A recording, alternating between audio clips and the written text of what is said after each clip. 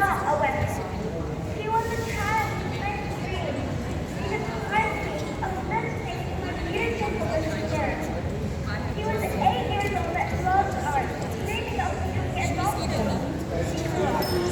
I always comforted her and taught her about human rights and together about the international convention of the rights of the child. He was very aware that he had the right to education, health, play, and straight life. But the one thing I didn't tell her about was the right to life, and surely it was his life. It never occurred to me that anyone had the right to decide to end or to create a child's life, not for any fault of their own, but simply because they're a Palestinian child. Habiba was an angel. She was a picture-breaking love that I loved to hear. She had a tender heart and felt compassion to the birds sending out their portraits and cries spread for them. Her room was filled with a beautiful church of birds at her, which was every morning. She always wished to be the character, the wife. The birds gathered around her hands and shoulders. Her wish was fulfilled in the garden of paradise. On the night of Sunday, October 14th, the occupied army targeted our home. Moments before the bombardment, Habiba was sitting and roaring. The shouting erased everything. She was injured, and the doctors wished her without anesthesia due to its unavailable medicine. I screamed a lot and asked everyone if Habiba was okay. Everyone told me she was fine, but my heart was certain that God chose my destiny.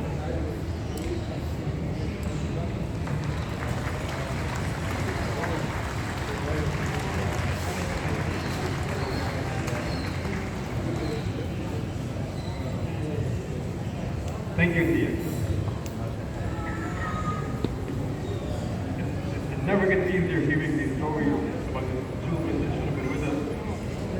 But it serves as a strong call for why we are here now, today. And to help us with that call, please welcome Aziz, who will be leading us with some chants today.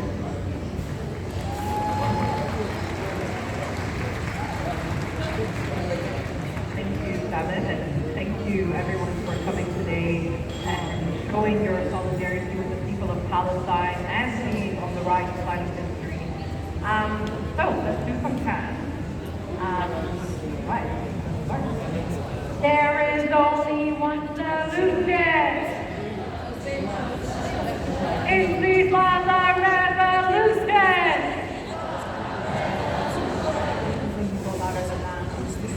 There is only one solution. Increase of the revolution. Belonging to Palestine. On this revolution. Long live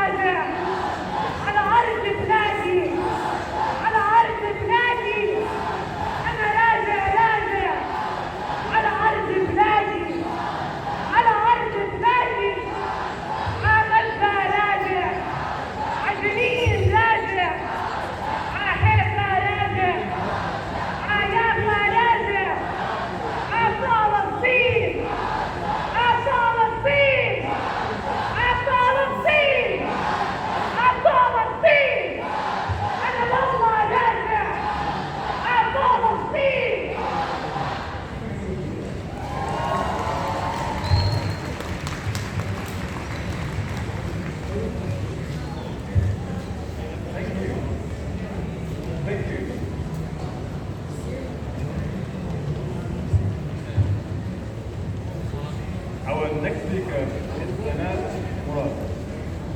Sanat is a high school student from Syria, and she's here to show her support for all Palestinians, as she believes that Islam is injustice and apartheid.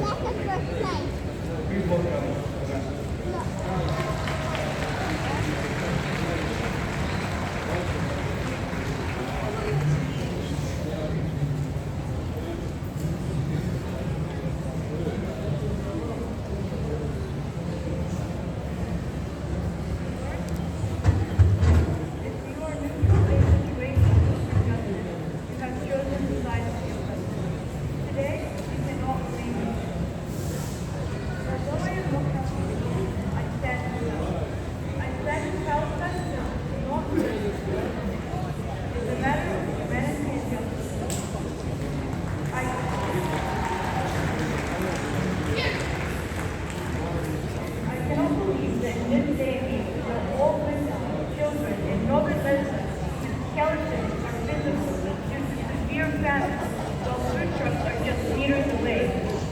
I cannot believe that the whole world is witnessing the cruelest images, torture, agony, and destruction, and we are doing nothing about it. Regardless of your nationality or background, we share a common humanity.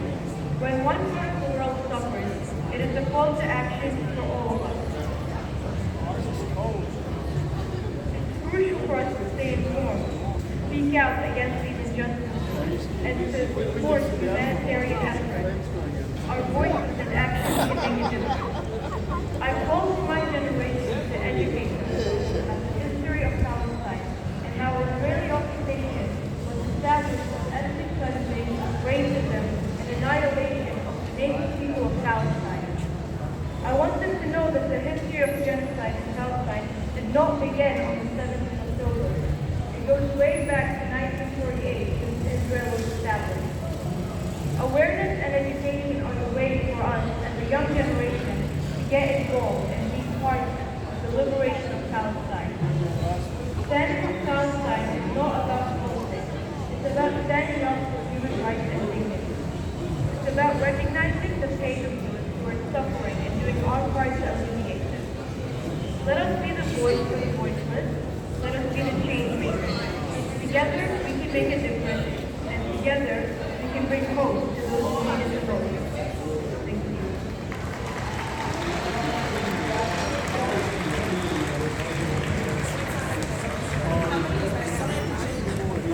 Thank you. Thank you, Sanat. Thank you, Sanat, for those wonderful words. Sanat spoke about how important it was for us to show support and how important it was to keep showing up and doing everything we can for our people in and the West Bank. The situation over the last few weeks has only gotten worse and worse, and the atrocities have become more and more graphic and more horrific. For more details on situation, for more details on the situation on the ground in Lebanon, please welcome Hiba, who will give us a quick brief.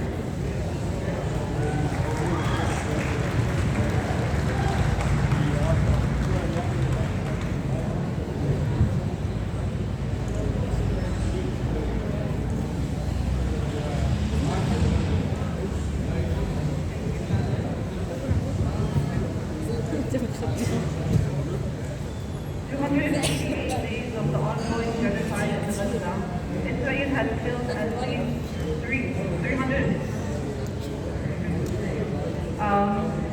at least 40,000 Palestinians, including more than 15,000 children, and injuring more than 90,000 people. In the West Bank, 576 Palestinians have been killed, including more than 140 children and injuring more than 5,300 people as well. In Gaza, more than half of Gaza's homes have been destroyed.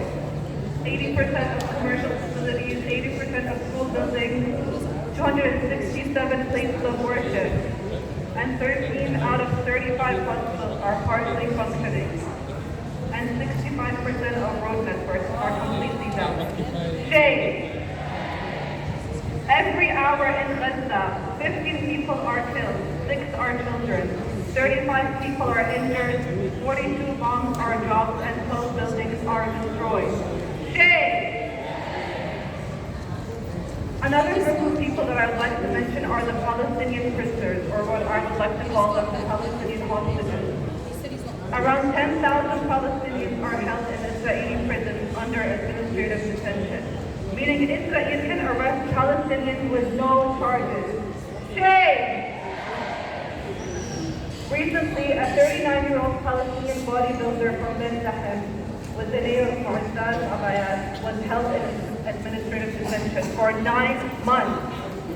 He was released from prison, unable to walk, his right arm was jerking, and he looked confused with a blank stare. He had lost more than half his body weight. An interview with Middle East Eye, he said, "I can't get the prison out of my mind, and I can't remember. I'm still living in the prison. I have the prison inside me." He can't recognize his family. He can't recognize his father. He can't recognize anyone. Shame! Free the people! Free them all! Break the chains! Save the children! Free! Free! From the river to the sea! Thank you.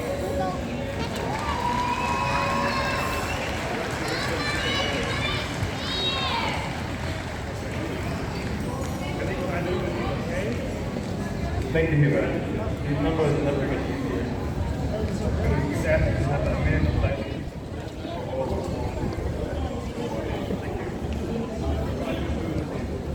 Up the escalator, up here, and then there's one here.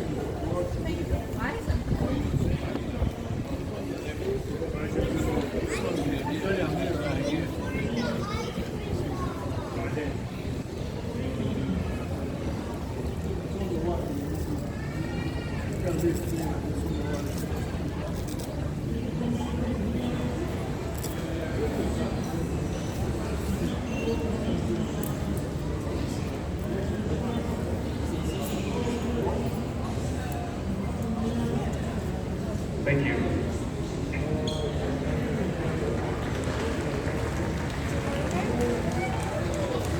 We will now have another profile on another trial that occurred by the IOM. Please welcome Maya.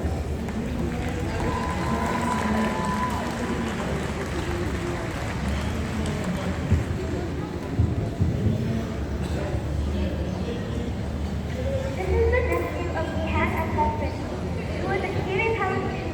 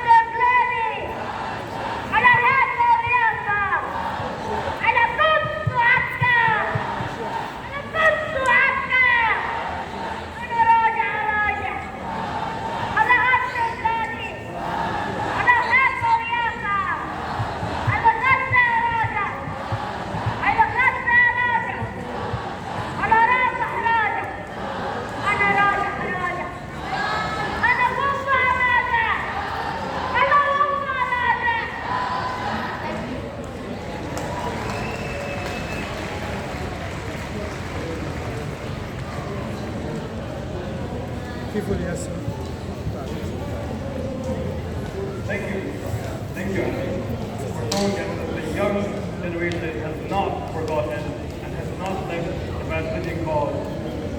Has not forgotten the Palestinian cause. Our next speaker is Chloe. Chloe is the co-leader of the Green Planning. She will be discussing the most recent ruling by the ICJ and how they intend to see government act on this ruling. Please give a warm welcome to Chloe.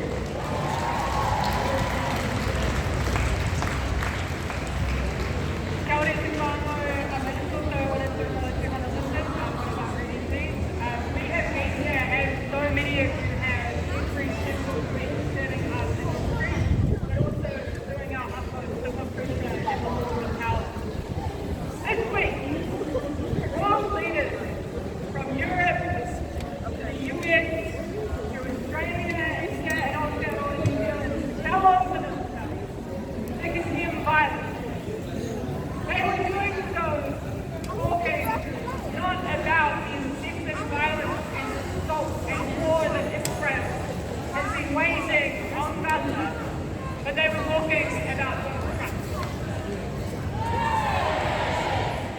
The least that we can ask them for is a little bit of logical consistency. Now, what I also want to acknowledge is that while we are all still here, and I think that's a really critical thing to know, we are still here, turning up every single week. And I want to thank you guys to the organizers. I want to thank you to Jews Against Occupation, Jews Against the Genocide. I want to thank you to Sakatapua, to Sakatapuana, to the migrants who are here, to those who were born here, and to all of us who continue to show up in solidarity. So this is power, and this is the power that we must not forget that we have to change the world. Because that government that holds itself up in the beehive, it works for us, not the other way around.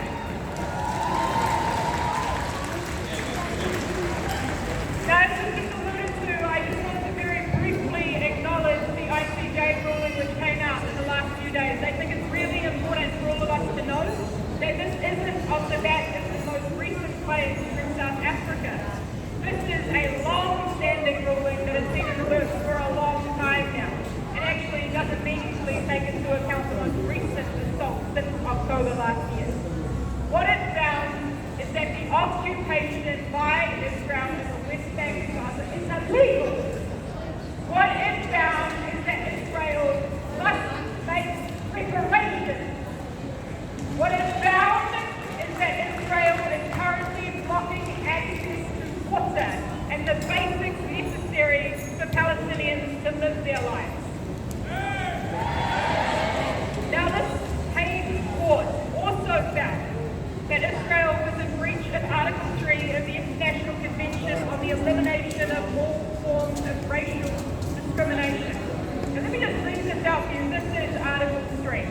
It says, and I quote, parties particularly condemn racial segregation and apartheid and undertake to prevent, prohibit and eradicate all practices of this nature in territories under their jurisdiction.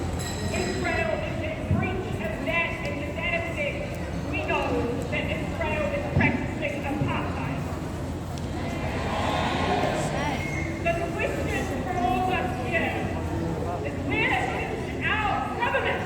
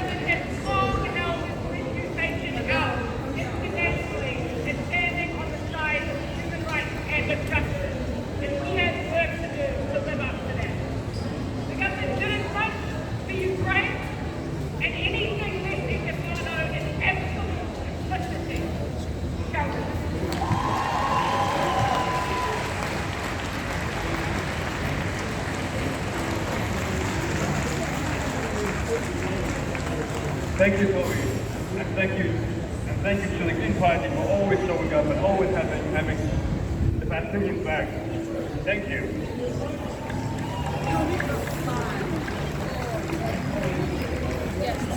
Can you please welcome Maya back? She will be reading one more profile of the English version.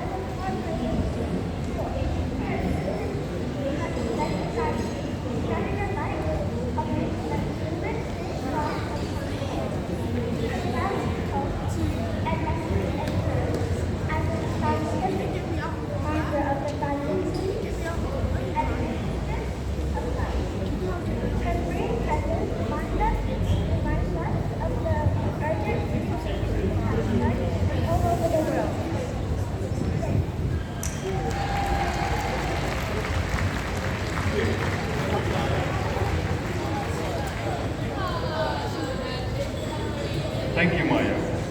I can't even imagine how difficult it would be for a child to be reading about another land, another land. That could have been them. Our final speaker today is Billy. For those of you who have been frequenting the rallies, you know Billy, our town guy, Billy, he follows his and his family, like many of us, he accepted. We welcome Billy.